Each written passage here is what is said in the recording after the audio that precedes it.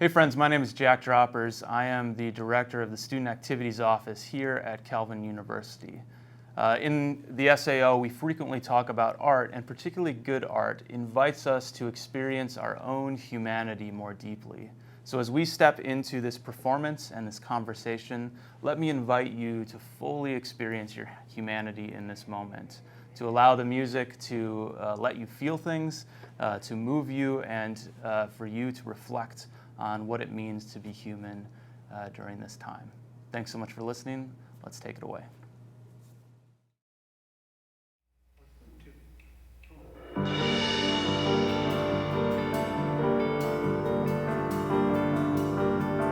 Have you met my shining black-haired girl? Her name's Aleppo.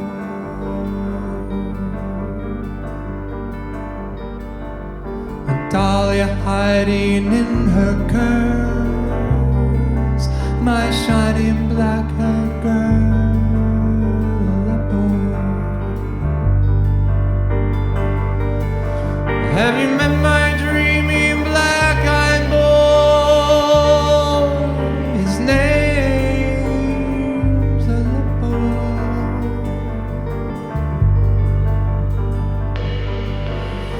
Body upon the shore, my dreamy black-eyed boy, Aleppo.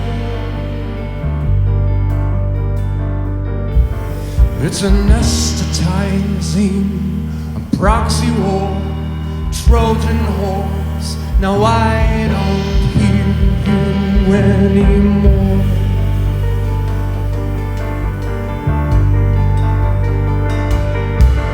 It's anesthetizing, proxy war, a Trojan horse. Now I don't hear you anymore.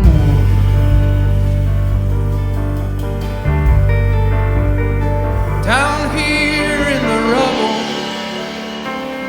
black hair in the rubble, black eyes in the rubble.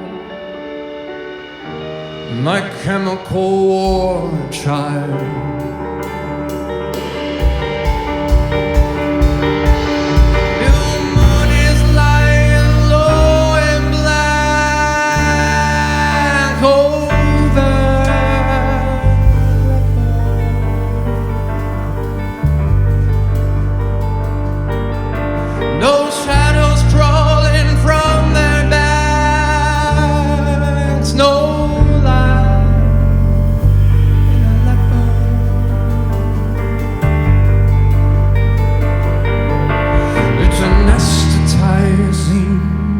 Proxy war, Trojan horse. Now I don't hear you anymore.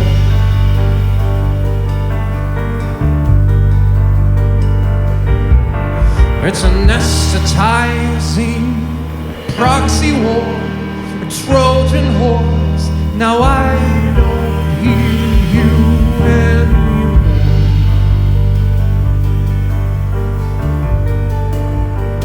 Down here in the rubble, black hair in the rubble, black eyes in the rubble. My chemical war child. Down here in the rubble, black hair in the rubble, black eyes in the rubble. My chemical war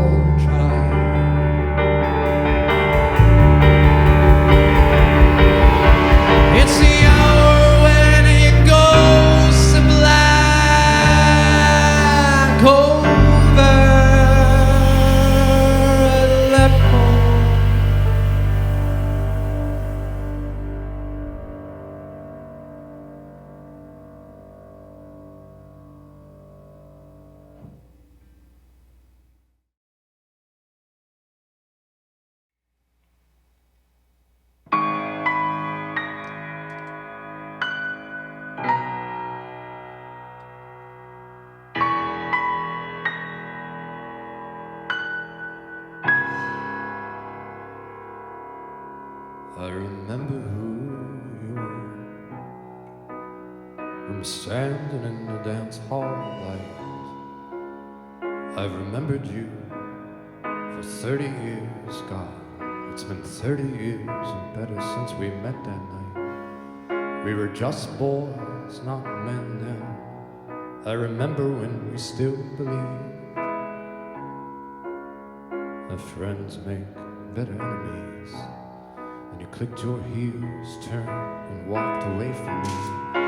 Me too. She's the girl I was talking about.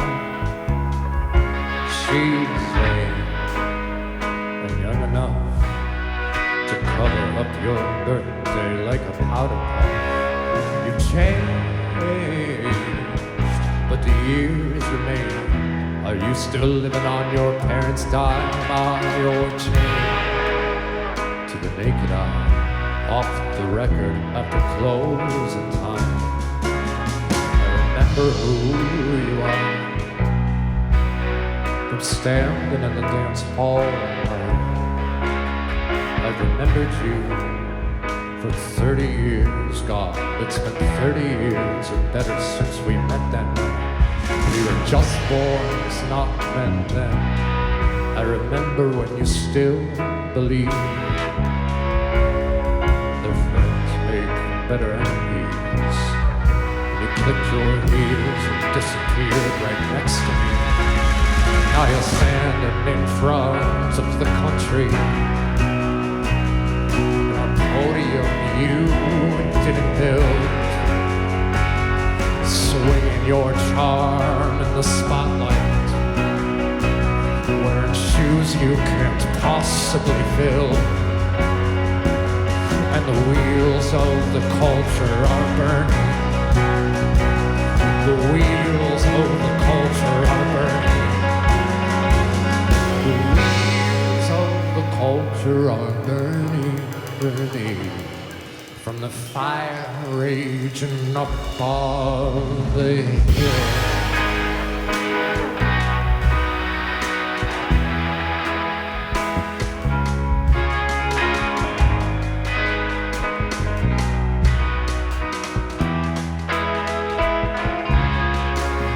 They perfected man out in California, 'cause everyone looks like James Dean. I'm out here to read Charles Bukowski and thinking about democracy.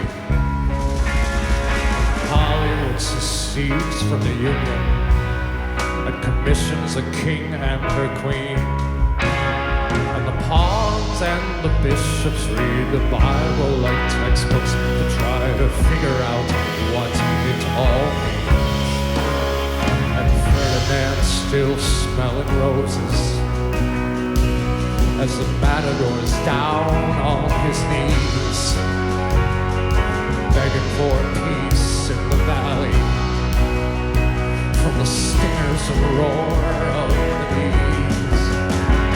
Now you're standing in front of the country in a theater that you didn't fill, watching your bodyguard searching all the purses and book bags and belts, and the wheels on the culture are burning. The wheels on the culture are burning. The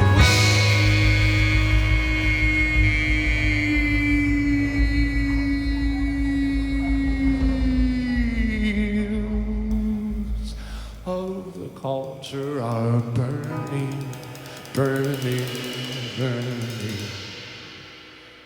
From the fire raging upon the hill.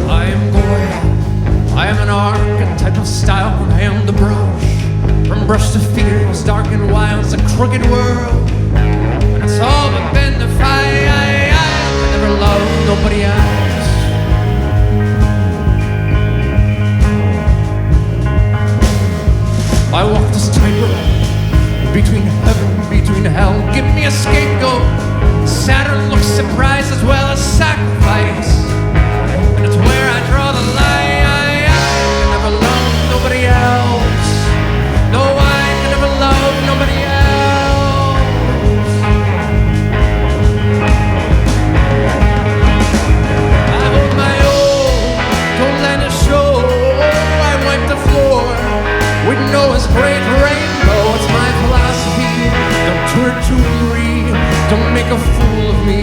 Don't make a fool of me. I walk this road with hair and bone. Oh, I've been so low, it was so long ago. My philosophy, don't turn jewelry.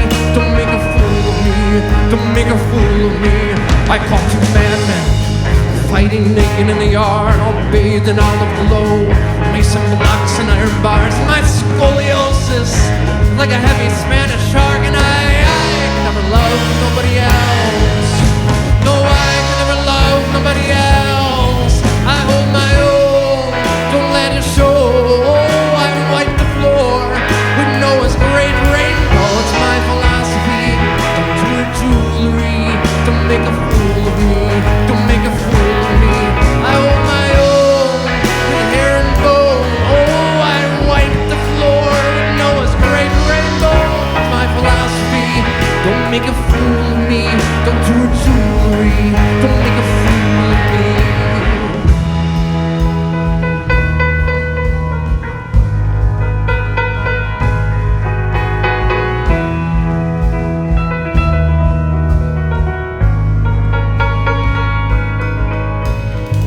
My subject points to the ground where it bears my name. I see what this is all about. My hands will bear no shame. My subject points to the ground where it bears my name. I see what this is all about. My hands will bear no shame. You're too busy. Give the illusion you're too busy. It's an illusion, it's confusion, it's delusion. Baby, you know I hold the keys to this whole city. 'Cause I am Goya, I am an art, a type of style from hand to brush. From brush to fuse, dark and white, it's a fickle world. You're the one that I desire. Never love nobody else. No, I can never love nobody else. I hold my own, don't let it show. I wipe the floor with Noah's great rainbow. It's my philosophy. Don't do your jewelry. Don't make a fool of me. Don't make a fool of me. I walk this road with hair and bone. Oh, I've been so low, it was long ago. My philosophy, it felt so new to me. Don't make a fool of me. Don't make a fool of me. Only Goya, only Goya, only Goya, only Goya, only Goya, only Goya.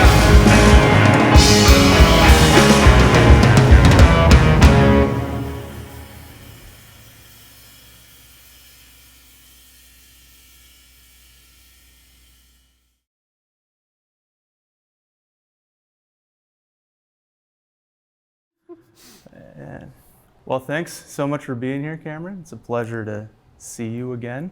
You too, man. So I want to talk about the new record, but the last time I saw you, you were on your way toward Kentucky, or a days out from going, on this silent retreat that inspired a lot of the songs on this record. Is that right? Yeah. I'd love to hear more about that, and maybe what is that relationship between sort of contemplative practices and songwriting for you? Yeah, so I've had no relationship, and so that was part of the reason that trip was so hard, is because literally I was, literally playing in a club with you the night before or something, and then literally sort of going right into a completely silent week. And so I had just come off like just a terrible 6 months where it's like, having 2 miscarriages, my wife and I, just numerous sort of things. And I know it's sort of like this devastating story, but I had this retreat booked at the Abbey of Gethsemane, which is Thomas Merton's monastery, actually.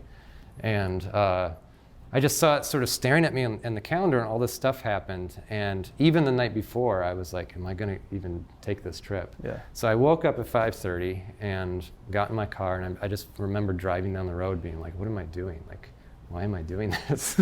And I get there, and I immediately get lost. And you can't ask for directions very easily in a silent monastery. So this This very friendly monk at the visitors thing ended up finding me and taking me to my room, which was really more like a cell, like the old monks' quarter. And just a little, a bed, a little sink, it's all communal bathrooms and everything. And so I just sort of holed up and I did a monastic day, which started at like 3 in the morning, ended at 8 at night, like 11 services, and that was amazing. And then there was the only talking I heard was from a monk who sort of gave, he sort of said, I imagine many of you are here because you're suffering or need to contemplate some part of your life. And he sort of pointed me to the Psalms and said, you need a place to sort of vent your anger and to get your frustrations out, and the Psalms is just like a human expression of that. And so we want this to be sort of a safe place for you to do that. And that's sort of when the writing bug clicked. And I brought a bunch of books with me, one of which was a painting book by Goya, who's a song that we are going to sing. And I just looked through these sort of terrible pictures of monsters and war, and for some reason I found just great comfort in it, because it somehow humanized a lot of the anger that I was experiencing and the sort of just, I don't understand why this is happening to me, to us. And I guess the second stage of grief is anger. So I was right in the middle of all that. And wrote an entire record's worth of material in 1 week in the silence there. And so it's called Censor the Silence, the idea that, and also has political undertones of the idea that there's moments in time where you just can't sort of stay silent. And so, but I needed the silence to be able to hear myself think and to spew out what was going on. Yeah. So one of the questions that I ask every artist that we have on here is about, I frame it every time saying none of us go into our cabin in the woods and emerge with a record, but we're all sort of in the world experiencing different pieces of art.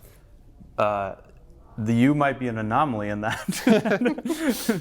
you went to your monastery and you emerged with this record. But on that note, outside of that experience, you're interacting with art like Goya, pieces of music, television, movies, and I'm curious, as you think about this record, outside of the silence and Goya, are there sounds or films that you saw that were I want to capture that energy, or that were really inspiring during that time? Yeah, so I think it was people, and the people were Greta Thunberg and Emma Gonzalez. Greta Thunberg being obviously she did this incredible speech at the UN climate conference, in which she was just like, how dare you? So I found deep inspiration from these young women that just had these really loud voices because there was a need for their voices. And then Emma Gonzalez was sort of the one that was sort of speaking out because her friends had been shot at Parkland and down in Florida. So they were very much, on my mind and inspiration behind many of these songs. I also just feel like, I don't know how to describe it, but the idea of sort of being in a dark place personally and seeing how that is aligned with what you see a dark place in the world, and somehow feeling suddenly connected to that. And what was interesting about it is it was never, this experience was never empty. It always had this sort of life force and this life blood in the midst of it. I know a lot of people talk about, feeling in their darkest days, feeling abandoned or something. But in this case, it felt very, very alive. And so it was actually really, helpful, essentially, to, be in an environment where literally, at the end of every hallway, you have a crucifix with Jesus hanging from it and the body on the cross, as opposed to other traditions where the body isn't on the cross. And so, because, that grief was living in my body, there was a real sort of calming effect, I guess, of being in that space. I don't know if I answered your question, but I think in terms of inspiration, I'm a big reader too, and so I'd been reading a lot of Tolstoy and stuff Yeah. like that. I'm just like kind of a weird duck. Did it feel, were you reading any Merton on the retreat, or did it feel a little on the nose to like?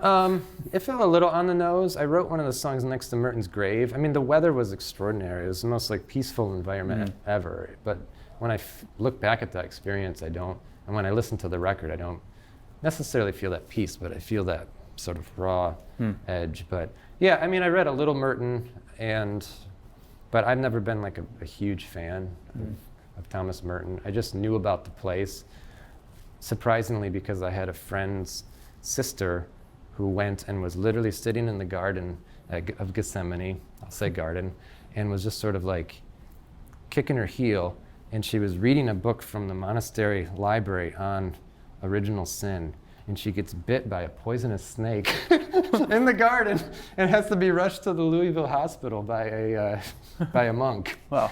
And so that was like totally, so I heard this story and I'm like, what is this like magical place where this kind of stuff can happen?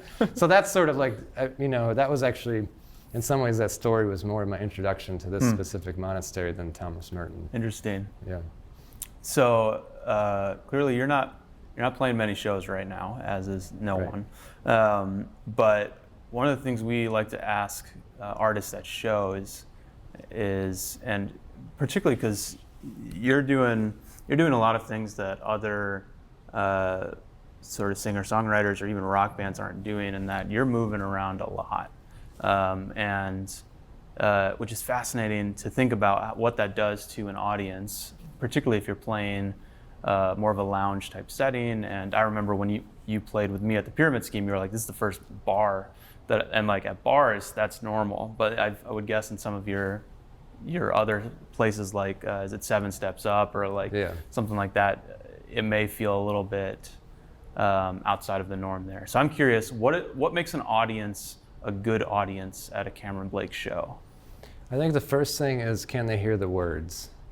So the physicality is one thing, and it sort of demands a certain attention, like what's going on there, and sometimes even just in the midst of a lot of movement, suddenly being still can like, but ultimately like sort of, I don't want to say message because it makes it sound like I'm on some sort of like, I have some sort of agenda-driven music or something, but most of my energy and what I consider in many ways to be songwriting is lyric writing.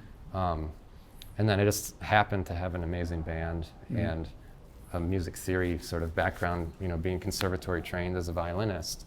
And so, but in general, like a great audience is one where you literally feel like you can command them enough in an environment where somebody can catch a lyric. And how you deliver that lyric has a lot to do with whether they hear it. Many other bands are sort of more rhythm-centered, but I've always just, that's sort of where most of the meat is in my songs. And so an audience that can have enough respect and restraint to, then I feel good about it. Last question. It would not be a stretch to say that we are a culture in crisis. And knowing that this interview will air 2 days after the election, and in the midst of a pandemic and all of those things, what responsibility do you feel as an artist in a culture in crisis? Yeah, there's some Picasso quote roaming around out there that sort of says, it's art is never meant to be chased, and also art is meant to sort of reflect the passionate, terrifying, displeasing, and has this whole list, and all the adjectives, mostly, I don't want to say are negative, but are about that sort of culture in crisis. And that we have a responsibility to do that because the artist has an ability to express things that a politician can't, and they can get away with it. And in that, they can open someone's heart. And so I take that to be true. I think, there's a bunch of, Nina Simone is a huge influence on me in that she just constantly talks about how it's kind of like, why sing if you're not really gonna like move people to introspection, personal change, systemic change, whatever that is. So yeah, I guess if I have an agenda, it's that you sort of wanna grab people by the throat and shake them up a little bit so that they can at least internalize somebody else's pain. And I think that's like what I hear in the culture is, you know, in any sort of, you know, work I've done in my own life and therapy and all of that, is I just hear the culture literally saying, I don't want to hurt. And they're doing that by the same ways that they always have, killing people, you know. And that's, I think, the heart of the Martin Luther King quote, too, about sort of, what is it, riots are the voice of the unheard, or something like that. It's really sort of tapping into this idea that people are saying, I don't want to hurt. I don't want to have to feel this pain anymore. And I don't know how to express that, so I'm going to go do whatever. And it goes, you know, it's on so many different levels, from all sides, all angles. So I'm always like, well, I want my songs to dig into the hurt, because that's the only way, like, you're going to sort of root it out. Awesome. Yeah, move toward that pain and explore that. Well, thanks so much for bringing your tunes here. Thanks for having me. This is a lot of fun. The new record is, I thought it might be the camera. So No. Hopefully that camera didn't die. I think it was my phone. Sweet. Was that before the song? I realized I think I said something